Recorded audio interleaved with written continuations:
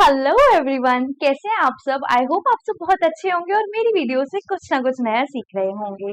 आज का मेरा जो टॉपिक है वो बहुत ही ज्यादा इम्पोर्टेंट और बहुत ही ज्यादा सेंसिटिव टॉपिक है।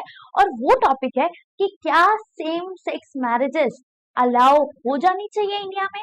मतलब मेल और मेल, फीमेल और फीमेल, क्या ये दोनों विवाह कर सकते हैं, शादी कर सकते हैं। उससे पहले मैं आपको बता दूं कि मेरा चैनल को अगर आपने सब्सक्राइब नहीं किया है तो कर लीजिए। वीडियो को लाइक करना मत भूलिएगा। कुछ भी इंफॉर्मेशन मिले तो बताइएगा जरूर कमेंट सेक्शन में। और मेरा नाम है हिना वर्मा, आप देख रहे हैं हायर एंकल्स विद हिना। चलिए, तो यहाँ पर जब हम बात करते हैं सेम सेक्स मैरिजेस की तो हमारे दिमाग में सबसे पहले क्या आता है, LGBTQ कम्युनिटी। मतलब लेस्बियन, गे, बाइसेक्सुअल, ट्रांसजेंडर, है ना। तो ये सब आते हैं यहाँ पर। बहुत बड़ी चीज होने वाली है और वो चीज क्या है, सुप्रीम कोर्ट फैसला लेगा। मतलब डिसीजन सुनेगा, हियरिंग होगी अभी। और वो हियरिंग होगी कि क्या सेम सेक्स मैरिजेस अलाउड हो जानी चाहिए। आपको पता है इसके खिलाफ कौन खड़ा है। इसके खिलाफ पूरी सेंट्रल गवर्नमेंट खड़ी है। मतलब हमारा सेंटर खड़ा हुआ है। और ये जो सेंटर है ये कहता है कि ये काम नहीं करना चाहिए, क्योंकि ये जो टॉपिक है ना, सेम सेक्स मैरिज, ये एक सेमिनल इम्पोर्टेंस का टॉपिक है। सेमिनल इम्पोर्टेंस का मतलब कि आज आप कोई काम कर रहे हो लेकिन इन फ्यूचर आपको उसका रिजल्ट मिलेगा, आपको उसके प्रभाव देखने के लिए मिलेंगे। ठीक है। अब जो सेंटर है वो बोलते हैं, कहते हैं अगर आपने ये काम कर दिया ना तो बहुत ही ज्यादा फ्यूचर जनरेशन में बच्चों में दिक्कत हो जाएगी। वो लोग भी क्या करने लगेंगे, यही सेम सेक्स मैरिजेस करने लगेंगे। अब यहाँ पर दो पार्टीज हो गई। एक पार्टी कहती है कि अलाउ हो जाना चाहिए, और सेंटर मतलब ऑपोजिशन पार्टी कहती है कि नहीं, ये अलाउ नहीं होना चाहिए। सॉरी, थोड़ा सा गला खराब है बट ठीक है। अब यहाँ पर क्या हो रहा है, यहाँ पर हो रही है same sex marriages. For example, ये दोनों मेल है, ठीक है, या फिर फीमेल, आप कुछ भी मान लीजिए। ठीक है, ये दोनों जैसे फीमेल है। अब ये काम हो रहा है, सेंटर बोल रहा है ये काम नहीं होना चाहिए। ठीक है। तो सेंटर क्या कहता है, मतलब सेंट्रल गवर्नमेंट हमारी क्या कह रही है, सेंट्रल गवर्नमेंट कह रही है कि सुप्रीम कोर्ट, आपने ना 2018 में जो आपने आर्टिकल 377, सॉरी सेक्शन 377 हटाया है ना आईपीसी का, इंडियन पीनल कोड का, उसी की वजह से ये मुद्दा आज देखने को मिल रहा है। सेक्शन 377 के अंदर क्या था, सेक्शन 377 में क्या कर दिया था, डिक्रिमिनलाइज कर दिया था। क्या करा था ना, डिक्रिमिनलाइज ही तो करा था कि अब आप क्या कर सकते हैं, रिलेशन मेंटेन कर सकते हैं अपना, कोई दिक्कत वाली बात नहीं है। अब वो बोलते हैं कि आपने वो काम करा, उसकी वजह से अब जो ये कम्युनिटी है, ये कम्युनिटी बोलती है मैरिज करा दो। अब वो बोलते हैं कि अगर हमने मैरिज भी करवा दी तो उसके बाद क्या मुद्दा आएगा। मैरिज के बाद क्या होता है, बेबी होता है, बच्चे होते हैं। तो जो सेंट्रल गवर्नमेंट है वो कहती है कि जब अगर मैरिज होगी तो मैरिज के बाद नया मुद्दा आ जाएगा, और वो आ जाएगा कि उन्हें बच्चा भी चाहिए। अब बच्चा जो है वो नेचुरल प्रोसीजर से तो हो नहीं सकता, सिर्फ मेल और मेल बच्चा कर नहीं सकते, या फीमेल और फीमेल तो बच्चा पैदा नहीं कर सकते। तो वो क्या करेंगे, या तो वो अडॉप्शन करेंगे या सरोगेसी करेंगे, या अलग मेथड से क्या करेंगे, बच्चा पैदा करवाएंगे। फिर वो बोलते हैं कि अगर बच्चा पैदा हो गया तो बच्चा जो है इन फ्यूचर उन्हें एक्सेप्ट करेगा या नहीं करेगा, या उनके ऊपर जाएगा। तो ये चीजें जो हैं ये बहुत बड़ी चीजें हैं, बहुत लंबी चीजें, और इनका जो प्रभाव है वो पूरा फ्यूचर में देखने को मिलेगा। ये हो गई हमारी सेंटर की बात। अब हम बात करते हैं ऐसे लोगों की जो है फेवर में। ठीक है, the people who are in favour. अब जो पीपल फेवर में है वो क्या कहते हैं, वो कहते हैं हमारे पास है आर्टिकल 21 ऑफ द कॉन्स्टिट्यूशन। हम भी तो इंडिया के नागरिक हैं, कॉन्स्टिट्यूशन तो सबके लिए है ना। मतलब अगर हम लेस्बियन है या गे है या ट्रांसजेंडर है तो उसमें हमारी गलती थोड़ी ना है। हम क्या है, हम नागरिक हैं इंडिया के। और अगर इंडिया के नागरिक हैं, सिटीजन हैं, तो इंडियन कॉन्स्टिट्यूशन हमारे लिए भी तो है, सिर्फ तुम्हारे लिए थोड़ी ना है। ये है इनका कहना।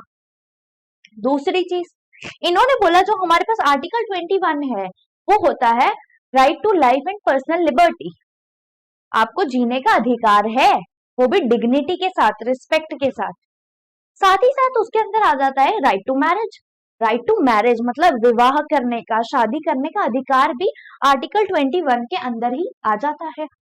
तो अगर आप सबको आर्टिकल 21 मिल रहा है, आप अपनी मर्जी से शादी कर सकते हो, तो हम क्यों नहीं कर सकते? इंडियन कॉन्स्टिट्यूशन ने हमें हमारे अंदर कोई डिस्क्रिमिनेशन तो नहीं किया ना। जब हमारे अंदर डिस्क्रिमिनेशन ही नहीं करा, इंडियन कॉन्स्टिट्यूशन ने सबको राइट दिया है, right to life and personal liberty, तो हमें भी तो राइट टू लाइफ है, ये इनका कहना है। ठीक है, साथ ही साथ ये बात हो गई यहाँ पे क्लियर। आई होप आपको ये चीज समझ आ गई होगी। ठीक है, तो सुप्रीम कोर्ट जो है वो ये फैसला लेगी और ये हियरिंग होगी। आपको बहुत बड़ी चीज बताती हूँ, और ये चीज ये है कि 18 अप्रैल 18th of April 2023, मार्क कर लीजिए डेट, लिख लीजिए। इस डेट को क्या होगा, सुप्रीम कोर्ट में जजमेंट होगी, मतलब जजेस बैठेंगे और साथ ही साथ दोनों पार्टीज बैठेंगे और डिस्कशन होगा इसी टॉपिक पे कि सेम सेक्स मैरिज अलाउ होनी चाहिए या नहीं होनी चाहिए। एक बहुत बड़ी चीज और बता दूं, ये ऐसा मुद्दा है ना सेंटर कंट्रोल कर पा रही है ना दूसरे बंदे कंट्रोल कर पा रहे हैं, तो ये मुद्दा चला गया सुप्रीम कोर्ट के अंदर। और सुप्रीम कोर्ट को आर्टिकल 145 क्लॉज 3, आर्टिकल 145 क्लॉज 3 जो हमारे कॉन्स्टिट्यूशन का है, वो अधिकार देता है, वो राइट देता है सुप्रीम कोर्ट को कि कोई भी फैसला अगर लेना हो या फिर कॉन्स्टिट्यूशन को क्या करना हो, इंटरप्रेट करना हो, मतलब समझना हो, उसका क्रक्स निकालना हो, ठीक है, कि क्या चीज करनी चाहिए या नहीं करनी चाहिए, कॉन्स्टिट्यूशन को इंटरप्रेट करना हो, तो आर्टिकल 145 क्लॉज 3 कहता है कि सुप्रीम कोर्ट में क्या बैठेगी, कॉन्स्टिट्यूशनल बेंच बैठेगी। क्या बैठेगी, कॉन्स्टिट्यूशनल बेंच बैठेगी। अब यहाँ पर आर्टिकल 145 क्लॉज 3 के अकॉर्डिंग यहाँ पर 5 जजेस की क्या बैठेगी, कॉन्स्टिट्यूशनल बेंच बैठेगी, मतलब 5 जजेस होंगे। अच्छा, ये 5 जजेस है, अगर ये बेंच बड़ी करनी हो तो ये 7 हो जाएंगे, 9 हो जाएंगे, इस तरह ऑड नंबर में ही बढ़ते रहेंगे। आप समझ रहे हैं क्यों हो रहा है? क्योंकि फॉर एग्जाम्पल मैं इवन नंबर लेती हूँ, जैसे मैंने ले लिया 6 जजेस की बेंच, तो क्या पता 3 जजेस ऐसे हों जो बोले कि हाँ ये काम हो जाना चाहिए, और 3 जजेस ऐसे हों कि जो बोले नहीं होना चाहिए, तो बहुत ज्यादा मुश्किल हो जाएगी, बहुत ज्यादा। क्यों? क्योंकि टाई हो जाएगा, ड्रॉ हो जाएगा, है ना, फैसला ही नहीं निकल पाएगा। तो हमेशा ये नंबर ऑड रखा जाता है, क्योंकि अगर कभी भी कुछ टाई होने वाली सिचुएशन हो, पहली बार तो ऑड नंबर है, टाई तो होगा ही नहीं। अब जैसे 5 बंदे हैं, है ना, तो अगर 2 बोल रहे हैं कि काम नहीं होगा, तो 3 तो हैं जो बोल रहे होगा, तो काम होगा। या 2 बोल रहे काम जो से ये वाले 2 है, ये बोल रहे कि काम होगा, लेकिन ये 3 बोल रहे काम नहीं होगा, तो काम नहीं होगा। क्यों? क्योंकि ऑलवेज मेजोरिटी विंस, मेजोरिटी तो हर जगह जीतती है ना।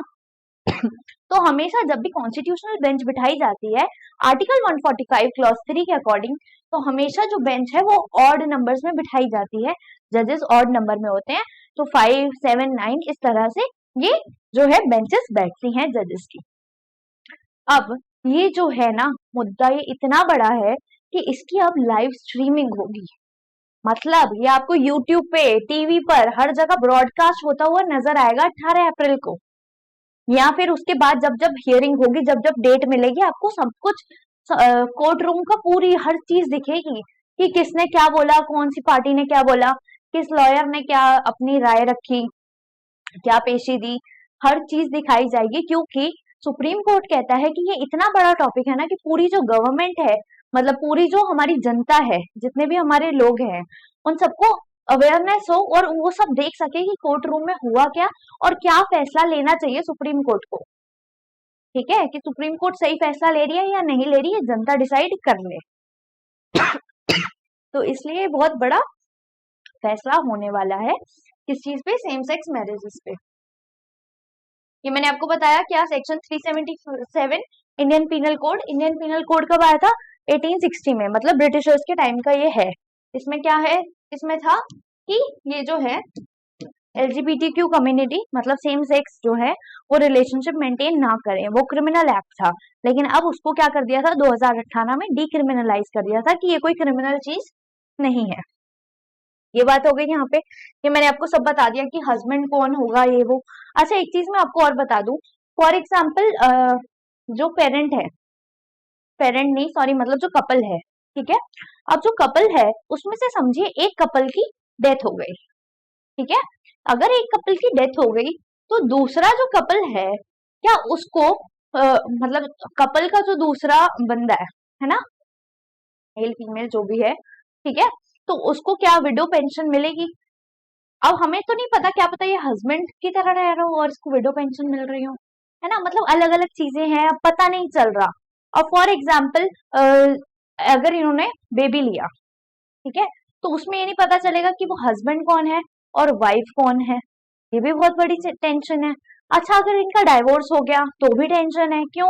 क्योंकि एलिमनाई अमाउंट कौन देगा, है ना, एल्यूमनी कौन देगा, जो गुजारा भत्ता होता है, ठीक है, वो कौन देगा, जो पर मंथ दिया जाता है विमेन को जब भी डिवोर्स होता है, कि आप अपने मंथली खर्चा बंधवा लेते हैं, तो कैसे पता चलेगा कि ये हस्बैंड है या वाइफ है और कौन किसको कितने पैसे देगा, है ना। तो ये सब बहुत ज्यादा चीजें है जो बहुत ही ज्यादा इंपॉर्टेंट है और बहुत ही ज्यादा मतलब सेंसिटिव है।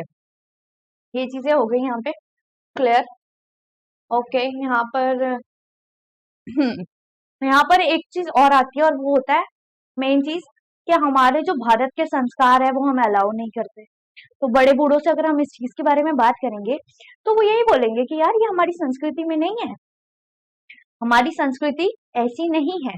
अभी मैं उनका मैं भागेश्वर धाम है जो धीरेन्द्र शास्त्री है ना, उनका भी अभी मैं देख रही थी, थोड़े दिन पहले स्क्रॉल कर रही थी यूट्यूब पे, तो उन्होंने भी यही बोला था कि मतलब वो माफी मांग रहे थे हनुमान जी से और बोल रहे थे कि ये कैसा युग है जहाँ पे जो मेल मेल शादी कर रहे हैं, फीमेल फीमेल शादी कर रहे हैं। तो मतलब कुछ लोग ऐसे हैं हमारी सोसाइटी में जो बोलते हैं कि ये हमारी जो संस्कार है इसके खिलाफ है और ये चीजें नहीं होनी चाहिए। तो ये सिर्फ मैंने आपको एक एग्जाम्पल देने के लिए बताया, यही मैंने आपको बता दिया बच्चों के लिए।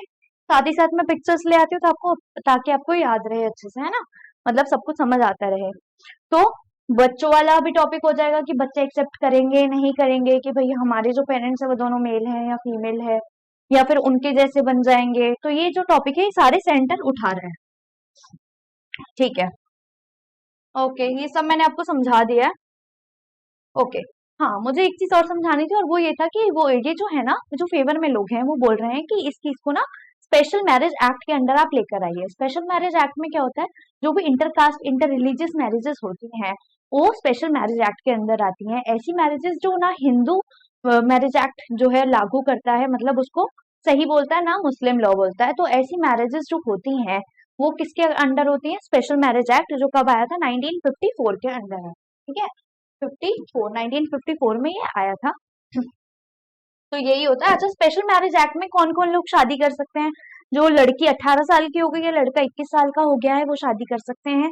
मेन चीज इसमें क्या आती है कि वो मेंटली, बिल्कुल मेंटल कैपेसिटी उनकी ठीक हो, मतलब वो अपना जो भी डिसीजन लेना है वो बिल्कुल सोच समझ कर ले सके, ठीक है। बाद में ये ना बोलते कि भाई हमारा तो दिमाग नहीं चल रहा था, ठीक है, और हमने कर ली या फिर हमसे जबरदस्ती करा दी, तो ऐसा नहीं होना चाहिए। और स्पेशल मैरिज एक्ट के अंदर अगर कोई भी शादी होती है तो वो शादी पहले 1 महीना पहले क्या करना पड़ता है? रजिस्टर करवानी पड़ती है। वो उसका नोटिस जो है वो लगता है, ठीक है, रजिस्ट्रार जो है वहां पे वो करते हैं काम। 1 महीने बाद डेट मिलती है, जब डेट मिलती है शादी की उस दिन कम से कम 3 विटनेसेस होने चाहिए, वो भी सिग्नेचर करेंगे। उसके बाद क्या होगा? आपकी शादी होगी और आपकी शादी जो है वो रजिस्टर्ड हो जाती है और बाय लॉ वो लीगल होती है, ठीक है। ये बात क्लियर हो गई। यहाँ पे एलजीबीटीक्यू कम्युनिटी क्या है? लेस्बियन, बाइसेक्सुअल, गे, ट्रांसजेंडर, क्वेयर, एसेक्सुअल, इंटरसेक्स, ठीक है। तो अगर आपको कोई भी ऐसा टॉपिक चाहिए हो तो आप मेरे को बता सकते हैं। यहाँ पर हो गया मेरा टॉपिक खत्म। ये है हाई रैंकर्स विद हीना, मतलब मेरा चैनल। तो अगर आपको कोई भी चीज समझ आई हो, कुछ भी नया सीखने को मिला हो, तो प्लीज मेरे चैनल को सब्सक्राइब करना, लाइक करना ना भूलना और कमेंट जरूर करके बताना कि वीडियोस कैसी लग रही हैं। बहुत मेहनत से मैं आपके लिए कंटेंट लेकर आ रही हूँ, जरूर मुझे बताइए। और अगर आप चाहते हैं कि मैं किसी भी टॉपिक पर अवेयरनेस दूं, या फिर अगर कोई भी टॉपिक आपको समझ नहीं आ रहा और आप मेरे से समझना चाहते हैं, तो प्लीज उसको कमेंट सेक्शन में लिखिए, मैं जरूर उस टॉपिक पे वीडियो बनाऊंगी और आप सभी को समझाऊंगी। और जितनी ज्यादा मेरी तरफ से, मेरे एंड से जितनी ज्यादा मैं अवेयरनेस सबको दे सकती हूँ उतनी मैं देने की कोशिश करूंगी। तब तक के लिए चलती हूँ, मिलती हूँ आपसे नेक्स्ट वीडियो में। Thank you so much. नमस्कार।